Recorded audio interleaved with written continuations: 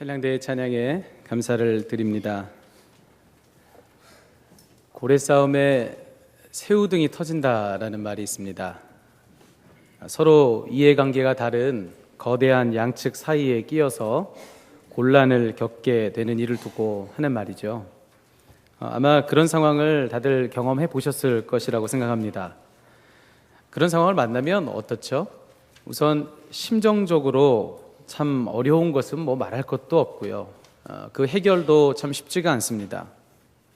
어느 한쪽 편을 들자니 그것도 문제가 됩니다. 그리고 어느 한쪽 편을 들 수 없어서 대충 눈치를 보면서 부담되지 않는 어느 한 중간에 그냥 머물러 있으려고 해도 그렇게 되더라도 양쪽 눈치를 또 다 보아야 하기 때문에 그것도 쉽지가 않습니다. 그래서 이럴 수도 없고 또 저럴 수도 없어서 고민하게 되는 경우가 바로 그런 경우입니다. 오늘 우리가 예레미야 본문을 읽었는데요. 오늘 본문 말씀에 등장하고 있는 예레미야가 딱 그런 경우입니다. 그를 지금 좀처럼 내버려 두지 않고 있는 둘 사이 어느 한 중간에 그가 딱 끼어서 어려움을 겪고 있는 그런 형편 중에 그가 있습니다. 그 둘이 누구인가 말씀을 잘 살펴보니까 그를 한쪽으로 몰고 있는 한쪽에는 하나님이 계십니다. 유다 백성들에게 전할 말을 예레미야 선지자에게 주시면서 이 말을 그대로 가서 전해라 라고 그를 막 몰아가시는 하나님이 한쪽 편에 계십니다. 또 다른 한쪽 편에 있는 것은 유다 백성들입니다. 하나님이 예레미야 선지자를 통해서 주신 그 말씀을 듣는 것을 너무나도 힘겨워했고 듣기 싫어했던, 그래서 거세게 저항하고 반항했던 유다의 백성들이 또 한쪽 편에 지금 서 있습니다. 그래서 이 하나님과 유다의 백성들 사이 그 한중간에 지금 예레미야가 딱 끼어서 이럴 수도 없고 저럴 수도 없어서 그렇게 고민하고 있는 그런 형국에 처해 있습니다. 조금 더 구체적으로 지금 상황이 어떤 상황이기에 예레미야가 그처럼 괴로웠다고 말씀을 드리는 것인가, 이 말씀을 좀 잘 살펴보면 먼저 상황에 대한 이야기를 나눠봐야 될 것 같습니다. 당시의 상황은 북왕국 이스라엘이 하나님께 범죄해서 결국 아수르 제국에 의해 멸망을 당하던, 그래서 지금 살아남은 것은 유다만 살아남아 있었을 그때의 지금 상황입니다. 하나님께서 이 살아남아 있는 유다 땅에 하나님의 선지자로서 예레미야를 보내십니다. 그래서 경고의 말씀을 하게 하시는데 이런 경고의 말이었습니다. 너희도 너희 죄에서 속히 돌이키지 않으면 너희가 눈으로 똑똑히 보았던 북이스라엘의 멸망과 같이 너희도 이내 멸망하고 말 것이다. 너희가 눈으로 보지 않았느냐? 그러한 비참한 지경에 너희도 빠지게 될 수 있으니 속히 너의 죄에서 불순종에서 돌아와라. 하나님께서 그 말을 하게 하시는 것이죠. 자, 그런데 하나님의 생각과 유다 백성들의 생각은 전혀 달랐습니다. 하나님은 지금 유다 백성들에게 너희들이 뭔가 문제가 있다라는 말씀을 하고 계시는 것인데요, 유다 백성들은 그렇게 생각하지 않았습니다. 우리에게는 아무 문제 없다라고 생각했죠. 그래서 그들은 자신만만하게 외치기를 뭐라고 이야기했냐면, 하나님의 이야기라고 들고 서 있는 예레미야를 향해서 목을 굳게 세우면서 당당하게 그렇게 외쳤습니다. 도대체 무슨 소리를 하고 있는 것이냐? 그럴 리가 없다. 하나님은 우리를 결코 망하게 하실 리가 없다. 저기 봐라, 아수르가 이스라엘을 다 멸망시켰음에도 불구하고 우리는 이렇게 살아있지 않느냐? 이것이 바로 하나님이 우리를 사랑하신다는 증거가 아니고 무엇이겠느냐? 우리는 절대 망하지 않는다. 그러니 그런 듣기 싫은 소리 더 이상 우리들에게 하지 말아라 라고 그렇게 외치고 있는 것이죠. 이처럼 서로의 생각이 달랐습니다. 백성들을 향한 하나님의 생각, 그렇게 하나님의 생각에 대해서 거절하고 있는 백성들이었기에 하나님이 경고하시는 그 경고의 강도도 매우 거셌고요, 그렇게 하나님께서 거센 강도로 경고를 하고 계시니 그거에 대해서 저항하고 또 반항하고 있는 이스라엘 백성들의 그 저항의 정도도 아주 컸던 것을 보게 됩니다.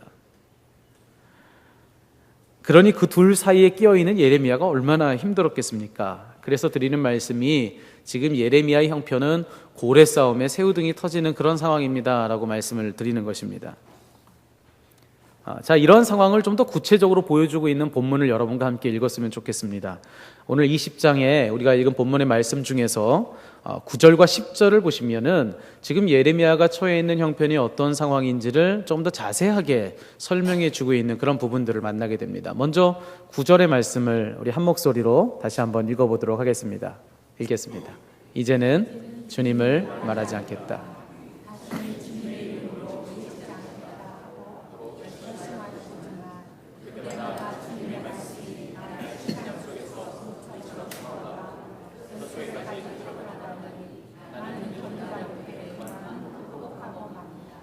자, 9절의 말씀을 가만히 들여다보십시오.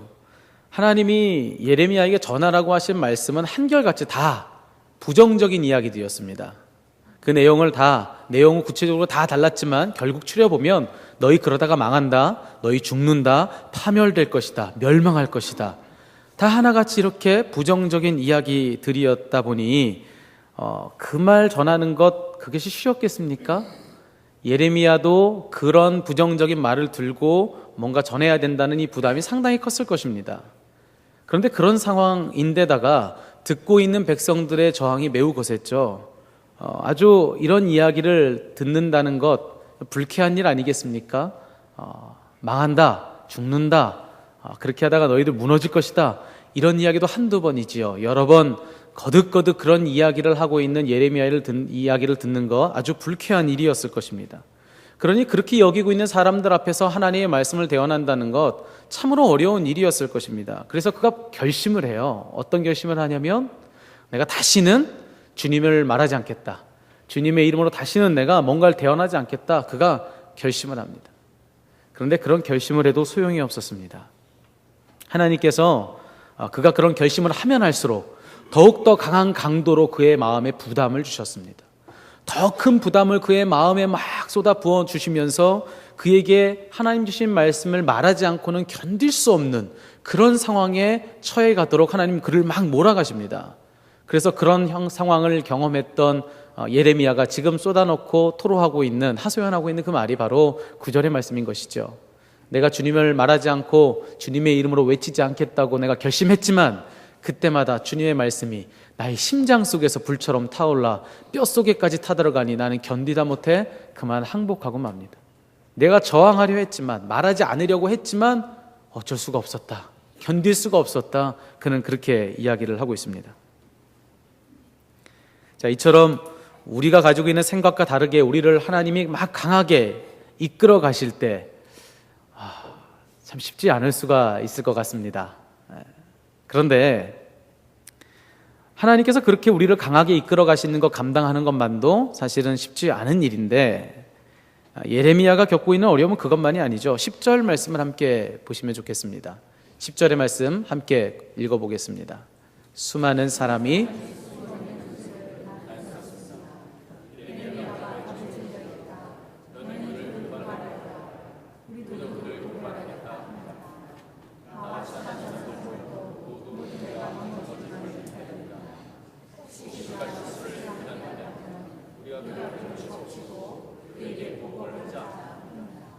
사람들이 이렇게 저항했습니다.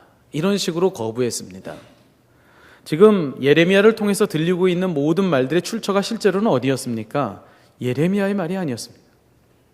그 말은 하나님께서 주시는 말씀이었습니다. 하나님께서 주신 말씀을 그들이 들었음에도 불구하고 그들은 어떻게 생각했냐면 그 말은 하나님의 말씀이 아니라고 생각을 했습니다. 오히려 그 말을 그저 예레미야가 전해주는 말 정도로만 알았던 것이죠. 그래서 그들은 예레미야를 표적으로 삼았습니다. 저 듣기 싫은 소리를 쏟아내고 있는 저 예레미야만 우리가 처치하면 더 이상 불쾌한 생각, 불쾌한 마음 들지 않고 이 땅 편하게 살아갈 수 있겠다 싶어서 그들은 이렇게 소리를 내었습니다. 그를 고발해라. 우리도 그를 고발하겠다. 어떻게든 넘어지기만 하면 그를 고발하여 넘어뜨리고 그를 제거할 것이다, 보복할 것이다. 그들은 그렇게 소리내어서 예레미야를 반대했습니다. 모르는 사람이 그렇게 대적하는 것도 쉬운 일이 아니죠. 참 어려운 일입니다. 그런데 오늘 예레미야의 상황은 그보다 더 극심했던 것을 보게 됩니다. 생전 모르는 생면부지의 사람들이 자신을 거절한 것뿐만이 아니라 누구까지 자신을 거부했다고 이야기를 하고 있습니까? 자신과 친하던 사람들까지도 자신을 저항하고 자신에게 적대적이었다라고 이야기합니다. 자신들의 친구들조차도 예레미야가 넘어지기라도 하면 우리가 덮치고 보복을 하자라고 그렇게 서로들 예레미야를 제거할 도모를 기울였다는 것이죠. 그래서 힘들었습니다. 예레미야는 너무나도 힘들었고요. 자신을 한쪽으로 몰고 가는 하나님 때문에도, 그리고 자신을 한쪽으로 또 반대쪽으로 또 몰고 가고 있는 백성들 때문에도, 또 그 가운데 끼어 있어서 그는 너무나도 어려웠습니다. 괴로웠습니다. 그래서 그가 그 괴로움 중에 심중에 쏟아내고 있는 그의 말이 무엇인가, 바로 오늘 우리가 읽은 7절의 말씀입니다. 7절에 이렇게 되어 있습니다. 주님께서 나를 속이셨으므로 내가 주님께 속았습니다. 자, 지금 예레미야가 속았다라고 이야기합니다. 나는 주님께 속았습니다. 주님은 나를 속이셨습니다. 도대체 뭘 두고 자신이 속았다라고 그렇게 이야기하고 있는 것일까? 그런 의문을 가지고 말씀을 잘 찾아보면 우리는 예레미야서 1장을 만나게 됩니다. 예레미야서 1장에 보면 하나님께서 처음 예레미야를 선지자로 부르시는 그런 장면을 만나게 됩니다. 이제 유다의 백성들을 경고하기 위해서 하나님께서 예레미야를 선지자로 부르시는 것이죠. 그렇게 부르시면서 예레미야에게 하나님께서 해주신 약속이 한 가지가 있었습니다. 그 약속이 무엇인가 하면 이런 것입니다. 내가 너를 누구에게 보내든지 너는 그에게로 가라. 내가 너에게 무슨 명을 내리든지 너는 그대로 말하여라.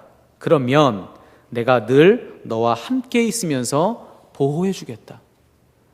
이것이 하나님의 약속입니다. 내가 말하라고 하는 것을 사람들에게 가서 다 말한다면 나는 너와 늘 함께 있을 것이고 나는 늘 너를 보호해 줄 것이다.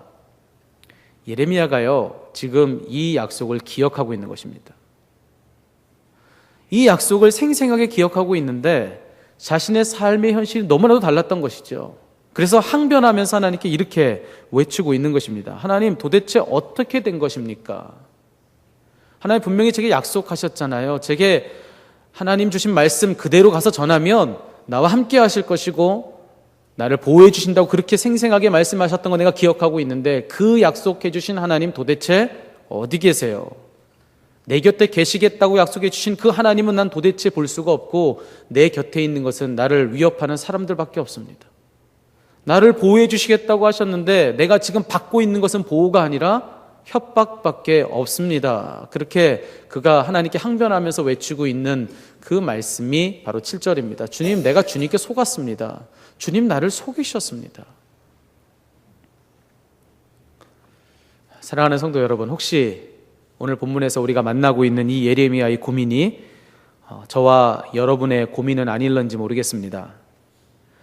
예레미야의 고민이 무엇이었습니까? 하나님이 그를 이끌어 가시는 방향과 세상이 그를 이끌어가는 방향이 너무나도 달라서 그 한가운데서 경험하게 되는 갈등, 이럴 수도 없고 또 저럴 수도 없어서 겪게 되는 갈등, 그것이 바로 예레미야의 고민이었습니다. 우리도 때때로 그럴 때가 있습니다.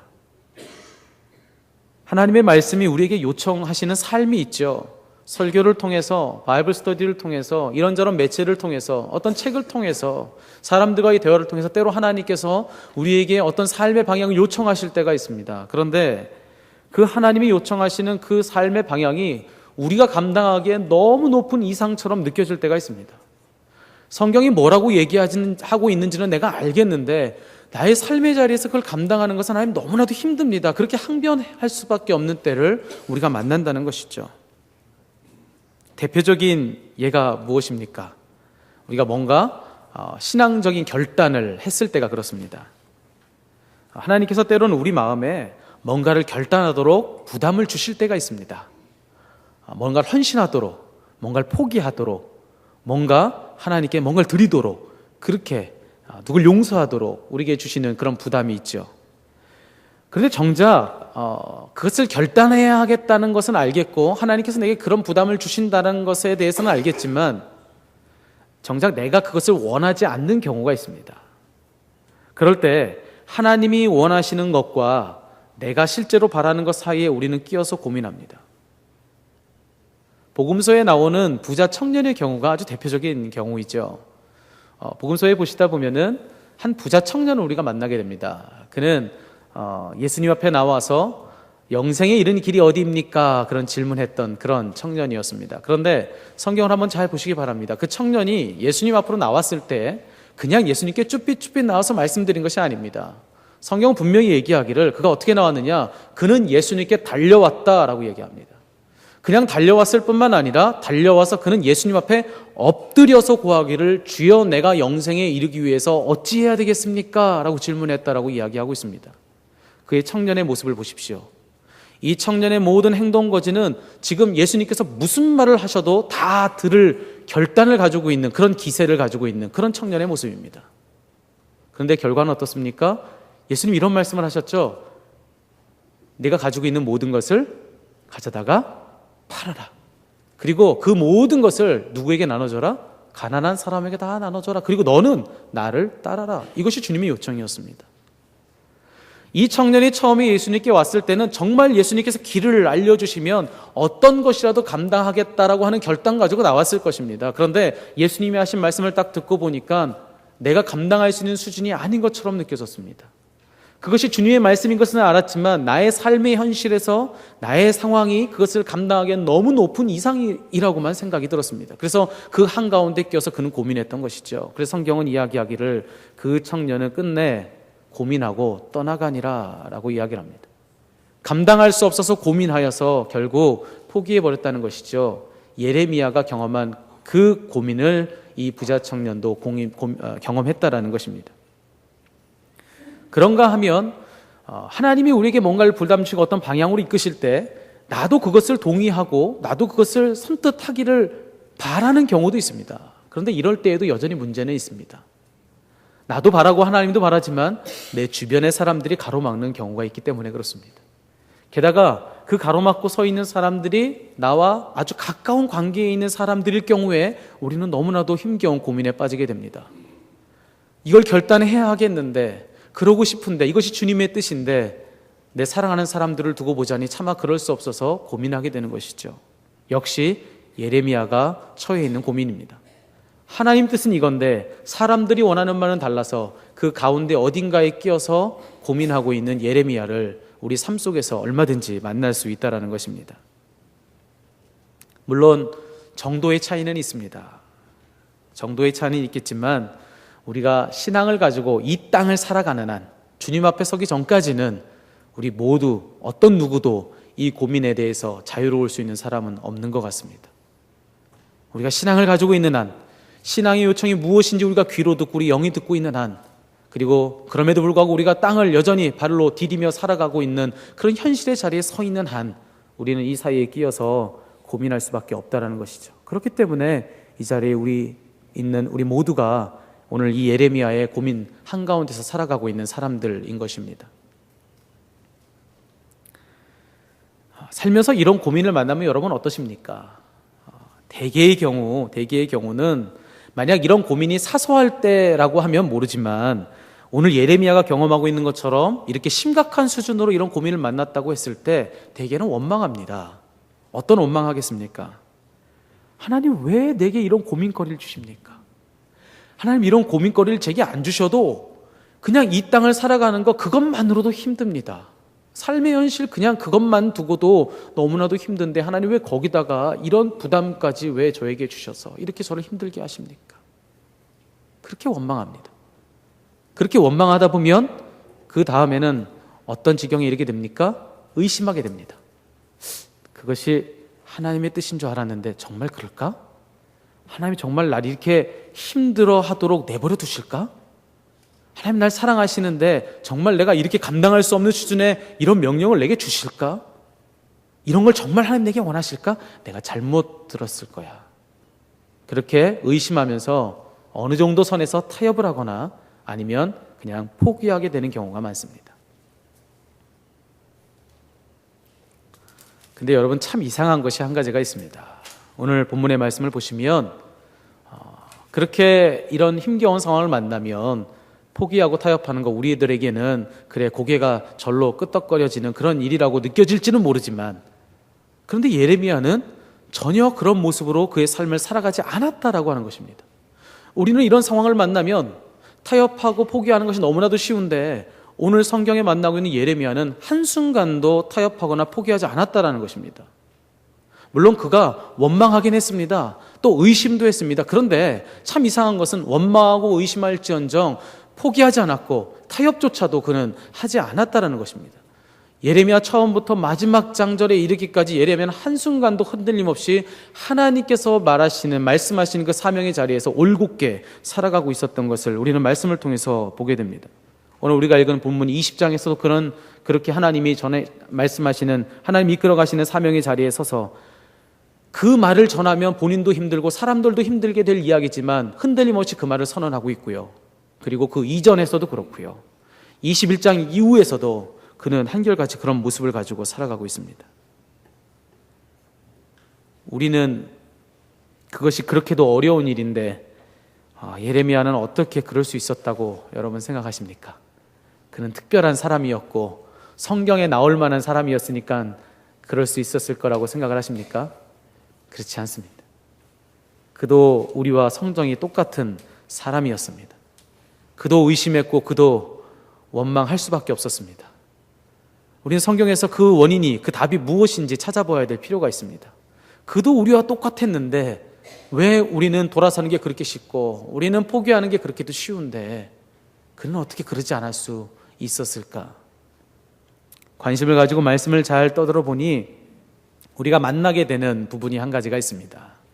그것이 바로 오늘 우리가 읽지는 않았지만 14절부터 18절까지 오늘 20장의 마지막 부분의 말씀을 우리가 눈여겨 볼 수 있게 됩니다. 이 마지막 부분, 예레미야서 20장의 마지막 14절부터 18절까지의 부분은 예레미야가 지금 하나님과 사람들 사이에 딱 끼어서 너무나도 힘겨워서 하나님께 신음하면서 그 스스로 쏟아내고 있는 불평과 원망의 말들입니다. 심지어 거기선 그는 자기 자신을 저주하는 말까지도 하고 있는 것을 이 말씀 속에서 우리는 확인해 볼 수가 있습니다. 자, 그가 불평을 쏟아내고 있는 그 부분을 한번 여러분 들어보시겠습니까? 그 중에 일부분 제가 세 구절을 여러분들에게 읽어드리겠습니다. 내가 태어난 날이 저주를 받았어야 했는데, 어머니가 나를 낳은 날이 복된 날이 되지 말았어야 했는데, 내가 모태에서 죽어 어머니가 나의 무덤이 되었어야 했는데, 내가 영원히 모태 속에 있었어야 했는데, 어찌하여 이 몸이 모태에서 나와서 이처럼 고난과 고통을 겪고 나의 생애를 마치는 날까지 이러한 수모를 받는가? 여러분 어떻게 들리십니까? 매우 불편한 말들입니다. 아주 거북한 말들입니다. 여러분의 자녀가 어느 날 삶의 무게가 너무나도 무거워서 여러분에게 와서 이렇게 이야기한다고 생각해 보십시오. 어머니 공부하는 게 너무나도 힘들어서, 직장 생활이 너무 힘들어서 견딜 수가 없습니다. 제가 어머니 뱃속에서 태어나지 말았어야 했는데, 거기서 내 무덤으로 삼고 내가 이 땅에 태어나지 말았어야 했는데 내가 태어나서 이 수모를 겪고 있습니다. 여러분에게 여러분의 자녀가 이렇게 항변한다면 여러분 그 말을 어떻게 들으시겠습니까? 여러분, 이 말은 아주 불편한 말입니다. 거북한 말입니다. 물론 오죽 힘들면 저럴까 싶기도 하지만 그래도 이건 좀 심하다 싶은 말들입니다. 근데 문제는요, 더 큰 문제는요, 이것이 그냥 혼잣말이 아니었다라고 하는 것입니다. 그냥 혼잣말로 힘들어서 그냥 이런 말 했다라고 한다면 그 정도 이해할 수가 있을 것 같습니다. 그런데 오늘 말씀을 잘 살펴보면 지금 그가 불평과 저주의 말을 쏟아넣는 이 마지막 부분은 어디와 연결된 부분이냐면 오늘 우리가 본문으로 읽은 7절 이후의 말씀과 연결되는 부분입니다. 예레미야서 20장 7절부터 마지막 절까지는 하나의 기도문입니다. 우리가 읽은 기도문에서, 오늘 본문에서 기도문이 딱 끝나고 그 뒤에 우리가 읽지 않은 이 마지막 부분을 그냥 혼자서 혼잣말로 한 것이 아니라 처음에 그가 기도를 7절에서 시작해서 쭉 이어서 마지막 절까지 18절까지 그는 기도를 이어갔다라는 것이죠. 그렇다고 한다면 지금 이 불편하고 거북한 이 말은 혼자서 쏟아내는 말이 아니라 누구한테 들으라고 하는 말입니까? 하나님 앞에서, 하나님 들으시라고 하나님 앞에서 그렇게 쏟아놓고 있는 말이 바로 오늘 마지막에 읽은 18절까지의 말씀이라는 것이죠. 그러니 여러분, 이 말은 그냥 듣기에 불편한 정도의 말이 아닙니다. 그냥 듣기에 불편하고 거북한 말이 아니라 하나님 앞에서 그가 쏟아나왔다는 그 점을 두고 보았을 때 이 말은 불경한 말입니다. 매우 불경한 말로 들을 수가 있습니다. 자, 지금 그의 모습을 보시기 바랍니다. 지금 하나님 앞에서 그는 감히 할 수 없는 말들을 쏟아내고 있습니다. 생명 주신 하나님 앞에서 자신의 생명을 저주하는 일, 그것은 차마 부모님 앞에서뿐만이 아니라 하나님 앞에서 할 수 없는 일일 것입니다. 그런데 그는 그렇게 하고 있습니다. 그런 그의 모습을 우리는 너무나 하나님을 함부로 대하고 있지 않은가라는 의문을 갖게끔 그 구절은 우리를 만들고 있습니다. 하지만 정말 그랬을까요? 여러분, 이 구절을 조금 생각을 달리해서 보게 되면 그가 이 기도를 할 수 있었던 것, 이렇게 기도할 수 있었던 것은 그가 하나님을 너무 함부로 또 너무 쉽게 여기고 있었기 때문에가 아니라 하나님을 너무나도 친밀하게 여기고 있었기 때문이었다는 사실을 알게 됩니다. 한번 보십시오. 지금 그는 하나님 앞에서 차려야 될 어떤 격식도 차리고 있지 않습니다. 뭔가 미사여구를 동원하고 기도에 어울릴 만한 그런 상투적인 말들로 기도하고 있지 않습니다. 그의 기도가 시작되는 7절, 첫 9절부터 어떤 기도를 그가 드리고 있습니까? 주님, 내가 주님께 속았습니다. 그는 하나님 앞에서 어떤 격식도 차리고 있지 않습니다. 하나님께 해도 되는 말, 해서는 안 되는 말을 딱 나눠놓고 문제되지 않을 정도의 수준에서 해도 되는 말만 그냥 쏟아놓는 것이 지금 그가 하고 있는 것이 아닙니다. 그는 아무런 선별도 없이, 아무런 제약도 없이 그저 하나님 앞에 자신의 심중에 있는 그 모든 말들을 다 쏟아내고 있는 것을 보게 되는 것이죠. 그 말이 심지어 하나님을 원망하고 자신을 저주하는 말일지언정 내가 하나님 앞에서는 못할 말이 하나도 없다라고 느끼고 있는 것처럼 그렇게 하나님 앞에 그의 심중의 말을 다 토해내듯 그렇게 쏟아놓고 있는 것을 우리는 이 본문을 통해서 만날 수가 있습니다. 어떻게 그럴 수 있었습니까? 그가 그만큼 하나님을 친밀하게 여겼기 때문에 그렇습니다. 마치 어린아이가 엄마에게 하듯이, 딸이 엄마에게 하소연하듯이, 그리고 우리의 가장 가까운 친구나 가장 가까운 관계 안에 있는 누군가에게 우리가 우리 속내를 다 털어놓듯이, 아니 그 더 이상으로 예레미야는 그렇게 하나님을 친밀하게 느끼며 자신의 속사정을 다 쏟아놓고 있는 것입니다. 그런데 말씀을 한번 다시 잘 살펴보면 또 한 가지 우리가 깨닫는 것이 있습니다. 예레미야만 하나님을 그렇게 친밀히 여겼던 것이 아니라 하나님도 예레미야를 너무나도 친밀하게 여기셨다라고 하는 그런 점을 우리가 만날 수 있게 된다는 것입니다. 짝사랑이 아니었다는 것이죠. 자, 우리가 본문 20장을 가지고 오늘 함께 말씀을 나누고 있는데요. 20장 마지막 말미에서 그가 했던 말이 뭐라고 말씀을 드렸습니까? 불평과 원망의 말이었다고 말씀드렸습니다. 그런 말들을 토해내면서 그가 하고 싶었던 이야기, 하나님께 올리고 싶었던 이야기는 뭐였냐면 하나님 저 이렇게 힘듭니다 이거예요. 하나님 저 이렇게 힘들고 어렵습니다. 저 정말 견딜 수가 없습니다. 이 토로를 하나님께 올렸던 것입니다. 그러면 여러분 우리가 기대하는 것은 무엇입니까? 우리가 살면서 하나님 앞에 뭔가 힘들다는 그런 속마음을 쏟아놨을 때 우리가 기대하는 건 뭐죠? 하나님께서 예레미야가 오셔서 예레미야야 힘들구나, 일어나거라, 나와 함께 가자, 격려하고 또 위로하는 말씀을 해주시기를 우리는 기대합니다. 그런데 오늘 20장을 잘 보십시오. 20장 마지막에 예레미야의 이 불평의 말들이 다 끝난 다음에 하나님은 아무 말씀 안 하십니다. 침묵하십니다. 그냥 예레미야의 그 불평의 말로 20장이 딱 끝이 납니다. 그리고 21장을 딱 넘기면 21장에서도 하나님은 예레미야의 마음을 돌보고 살피는 일에 대해서는 아무 일도 하지 않으십니다. 그리고 하나님은 그저 하나님이 원하시는 일만 하고 계신 것을 보게 됩니다. 21장 1절에 보면 어떤 말씀을 우리가 만나게 되냐면 이런 말씀입니다. 시드기야 왕이 말기야의 아들 바스울과 마아세야의 아들 스바냐 제사장을 예레미야에게 보냈을 때에 주님께서 그들에게 전할 말씀을 예레미야에게 주셨다. 자, 20장이 되기까지 하나님이 하셨던 일이 무엇이었습니까? 백성들에게 가서 전하라고 하시는 그 말씀을 예레미야에게 부어주신 것입니다. 근데 그 말이 무엇이었습니까? 그 말은 한결같이 다 예레미야를 힘들게 할 말씀들이었습니다. 예레미야를 사람들과 적대적인 관계에 서도록 만드는 말들이었습니다. 그런데 그 말씀을 또 주십니다. 그렇게 힘들다고 했는데, 그렇게 어렵다고 했는데 뭔가 배려하고 뭔가 안타까이 여기면서 그래 예레미야야, 내가 너무 강하게 너를 몰아붙였구나, 한 달만 쉬고 가자. 아무 말씀 없으세요. 아무런 타협이 없으십니다. 그저 하나님은 그전에 그러하셨던 것처럼 또다시 예레미야를 힘든 상황 중에 또 몰아가시면서 내가 너에게 말씀을 주는데 너는 이 말씀을 그대로 지금까지 했던 것처럼 또 가서 전해야 한다. 불편해도 어려워도 그래도 너는 이 사명을 감당해야 한다. 그냥 그렇게 예레미야를 또 몰아가십니다. 이런 하나님의 모습이 여러분 어떻게 느껴지십니까? 이런 하나님의 모습은 그냥 언뜻 보기에 우리가 너무나도 힘들 때 그 때때로 그렇게 느끼듯이 하나님 너무 무심하시고 하나님은 너무 무자비하시고 그렇게 느껴지게 만드는 그런 대목이기도 합니다. 근데 여러분 정말 그랬을지 다시 한번 말씀을 살펴볼 필요가 있습니다. 하나님의 침묵, 그 진정한 의미가 무엇이었을까요? 불편한 사이는 뭔가 말이 많습니다. 하여간 뭔가 무슨 말을 해서 그 어색함을 채워야 하기 때문에 뭔가 말을 열심히 할 수밖에 없습니다. 여러분 얼굴만 서로 알고 있었는데 한 번도 대화해 본 적 없는 상대와 함께 둘이 단둘이 자동차를 타고 운전해서 한 3시간 정도 되는 거리를 간다고 생각해 보십시오. 얼마나 불편하겠습니까?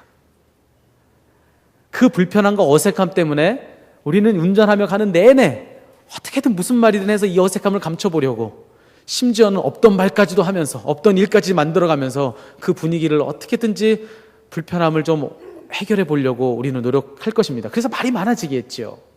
그렇지만 친밀한 사이는 어떻습니까? 말이 없습니다.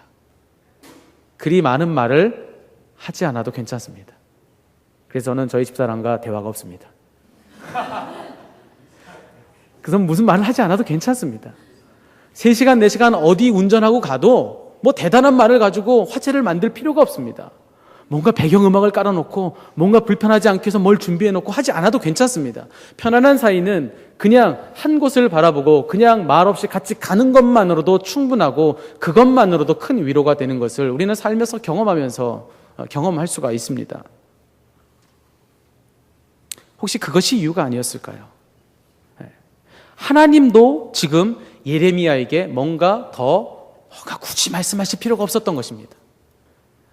만약 불편한 사이였다고 한다면 하나님도 그래 네가 그렇게 불편했다고 한다면 내가 그걸 미처 몰랐구나 그러면서 그를 막 복돋아 줘야 하는데 하나님도 그렇게 하실 필요가 없었던 것입니다.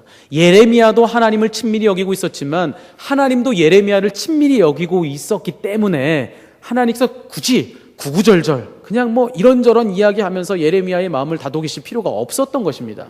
그래서 지금 이 본문 안에서 하나님은 그저 침묵하고 계십니다. 그냥 그 옆에 서 계셔 주시는 것만으로도 충분했던 것이지요. 바로 이것이 이유였을 것입니다.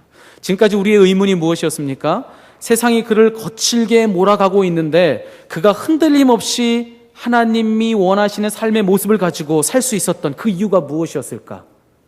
그것이 우리들에게는 그렇게도 힘든데 그가 그렇게 살 수 있었던 까닭이 무엇이었을까? 우리의 질문은 이것이었습니다. 그런데 그가 우리들에게 답을 해주고 있습니다. 뭐라고 답을 해줍니까? 그만큼 하나님과 친밀했기 때문입니다. 하나님과 더불어 누렸던 친밀함이 있었기 때문에 겉으로 드러나는 모든 사안들은 너무나도 힘들었지만 그 힘든 모든 과정을 그가 감당할 수 있었다라는 것이지요. 말씀을 한번 보시기 바랍니다. 그는 의심했습니다. 그도 의심했습니다. 그도 원망했습니다. 그렇지만 그가 타협하거나 포기하지 않았던 것, 그것은 친밀함 때문이었습니다. 하나님이 얼마나 내게 친밀하신지를 알고 있었기 때문에 힘들 때에는 힘든 만큼 그저 그 힘든 사정을 다 쏟아놓으면 되었습니다. 하나님 내가 이렇게 힘듭니다. 이런 때는 하나님이 안 계시는 것 같습니다. 하나님 나를 외면하신 것 같습니다. 그냥 하나님이 친밀하시기에 못할 말이 없이 그의 심중의 말을 다 쏟아놓았던 것입니다. 그렇게 다 쏟아놓으면 그것을 다 품어주시는 하나님을 그는 느낄 수 있었을 것입니다. 그리고 그 안에서 그는 하나님의 친밀하심을 거듭거듭 확인하며 그 힘든 사명의 길을 흔들림 없이 걸어갈 수 있는 힘을 얻을 수 있었을 것이지요. 사랑하는 교회 여러분, 혹시 말씀의 저 높은 이상과 우리들의 삶의 현실사에서 힘겨워하고 계시지는 않습니까? 오늘 우리는 이 삶의 현실과 저 높은 이상 사이에 이 거센 풍랑 속에서 타협하지 않았고 포기하지 않았던 예레미야가 지금 우리들에게 들려주고 있는 그의 영적 비결에 대해서 듣고 있습니다. 그는 하나님 앞에 다 쏟아놓았습니다. 자신의 가장 심중에 깊은 말들 하나님 앞에 다 토해냈습니다. 원망의 말이 됐든 의심이든 그 말이 무엇이든 하나님 앞에 못할 말이 없기에 그냥 그는 다 쏟아내었습니다. 땅은 하늘을 품을 수가 없지요. 그렇지만 하늘은 땅을 품습니다. 한낱 피조물인 그는 하나님의 뜻을 다 품을 수 없어서 그의 온갖 불평과 원망의 말들을 다 쏟아내고 있지만 그가 어떤 말을 해도 어떤 말을 털어놓아도 그것보다 더 크고 더 높으신 하나님은 그를 품어주셨던 것입니다. 하나님이 그를 품어주시고 하나님의 너른 품 안에 그를 가두실 때 그는 그곳에서 하나님이 자신을 향해서 어떤 마음을 가지고 계시는지를 확인할 수 있었을 것입니다. 그 너른 품 안에서 그는 힘을 얻고 다시 일어설 수 있었던 것입니다. 여러분, 예레미야에게만 그런 하나님이라고 생각하십니까? 예레미야에게만 그렇게 너른 품을 열어주시는 하나님이라고 생각하십니까? 그렇게 예레미야를 품어주신 하나님은 그렇게 오늘 우리도 품고 계십니다. 저를 품고 계시고 여러분 각자 한 사람 한 사람을 우리 하나님은 지금 품고 계십니다. 내가 처해 있는 상황이 너무나도 힘들어서 하나님이 안 계신 것 같아 보일지라도 하나님은 여러분을 품고 계십니다. 우리가 그분을 멀리 두고 있는 것이 문제이지 그분은 이미 우리 곁에 와 계십니다. 그래서 우리에게 들려주고 계시는 약속의 말씀이 무엇입니까? 내가 저 하늘 영광스러운 보좌를 버리고 너희 살고 있는 그곳에 내려갔다라고 말씀하십니다. 그리고 내가 너희와 함께 살 것이고 그것은 세상 끝날까지 변하지 않을 것이다. 너희가 하나님께 너무 멀리 있다고 생각하기에 그리고 그것이 너희 영적인 형편이기에 내가 너희가 하나님께 이르는 길이 되어주기 위해서 이 땅에 너희 곁에 늘 함께 할 것이다. 그렇게 말씀하십니다. 그래서 우리에게 주어지는 약속이 무엇입니까?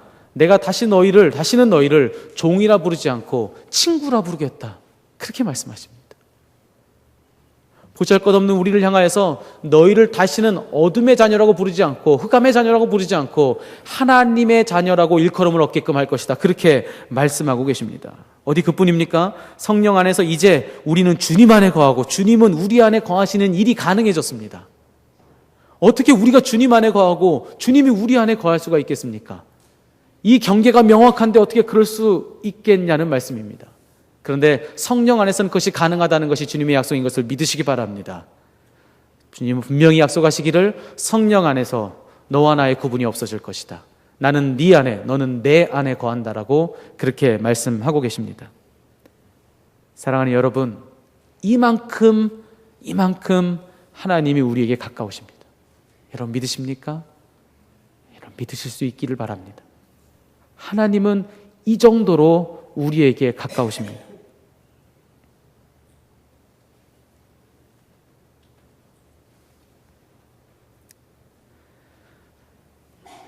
이제 우리가 할 일만 남았습니다.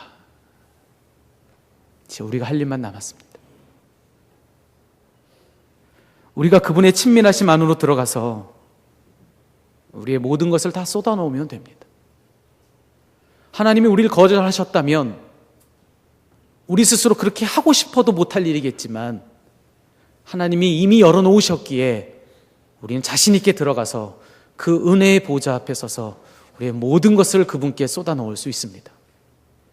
그분이 이미 우리에게 친밀하게 오셨기에 우리도 그분께 친밀히 다가설 수 있는 권세를 얻은 것입니다.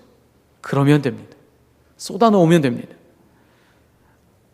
우리가 경험하고 있는 삶의 현실의 벽이 아무리 높고 세상의 반대가 아무리 거세고 그래서 우리의 신앙을 그대로 견지하는 것이 너무나도 어렵고 말씀대로 사는 것이 너무나도 힘들다 하여도 그래도 그 어려움을 그냥 가지고 가서 하나님께 그래서 어렵다라고 다 토로하고 쏟아놓으면 그러면 됩니다. 그러면 그곳에서 우리는 우리를 용납하신 하나님의 너른 품을 만나보게 될 줄로 믿습니다. 그러면 그곳에서 우리가 다시 일어나서 이 신앙의 여정을 걸어갈 수 있는 힘을 얻게 될 줄로 믿습니다. 이런 말이 있습니다. 사물이 거울에 보이는 것보다 더 가까이 있습니다. 여러분 어디서 읽어보신 말씀이죠? 네, 자동차에 적혀 있는 말입니다. 자동차 오른쪽 사이드 미러에 보면 아랫줄에 아주 희미하게 보일 듯 말 듯 세차를 잘 하지 않으면 보이지 않습니다.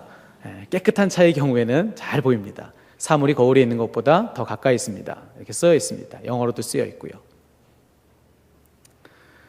근데 요즘에 좋은 차들은 센서가 달려서요, 이런 문구가 안 써 있는 차도 있다고 누가 귀뜸을 해주시더라고요. 제 차에는 아주 크게 써 있습니다. 선명하게 써 있습니다. 이렇게 자동차에 기록을 해둔 이유가 있다 그래요. 자동차의 그 거울이 사실은 볼록 거울이라고 합니다. 그래서 볼 때 우리에게 상당히 멀리 보이지만 우리가 보는 것보다 실제 사물이 더 가깝게 있다라고 해요. 그래서 우리로 하여금 착각하지 않게 하기 위해서 그 말을 볼 때마다 그것을 인식하도록 거기에 쓰여 놓은 것이죠. 사물이 거울에 있는 것보다 더 가까이 있습니다. 그렇게 적어 놓은 것입니다. 여러분, 이것은 영적인 세계에서도 사실입니다. 우리가 하나님을 인식하는 영적 거울들을 우리는 각자 가지고 있습니다. 그 영적 거울도 심하게 뒤틀려 있고 심하게 왜곡되어 있는 볼록 거울입니다.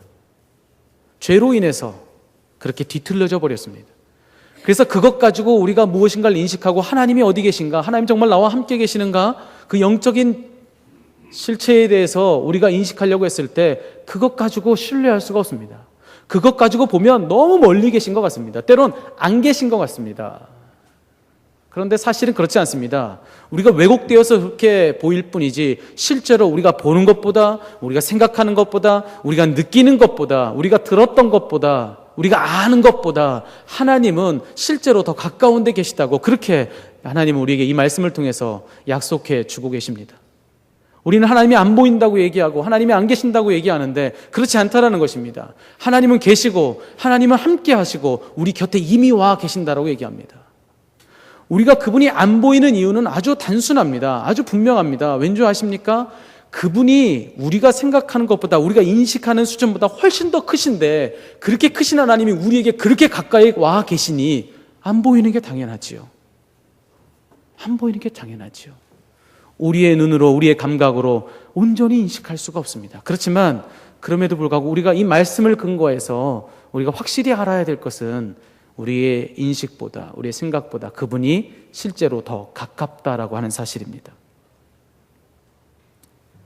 사랑하는 여러분, 여러분의 삶에서 경험하는 고민들이, 그리고 말씀과의 관계 속에서 경험하는 그런 고민들이 우리들에게 하나님은 안 계시다라고 고발하는 것처럼 느껴질 때를 우리는 만나며 살고 있습니다.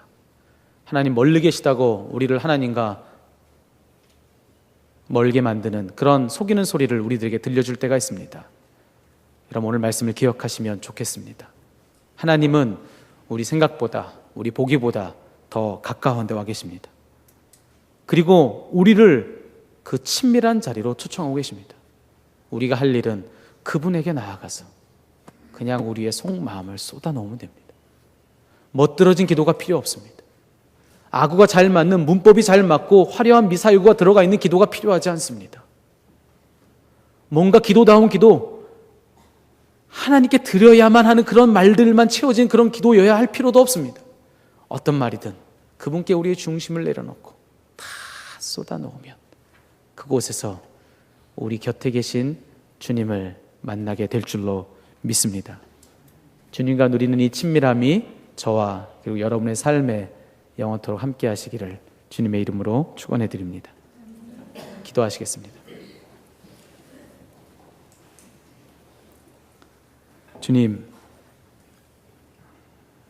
주님께서 우리에게 그렇게 가까우신지 미처 알지 못한 채 살았습니다.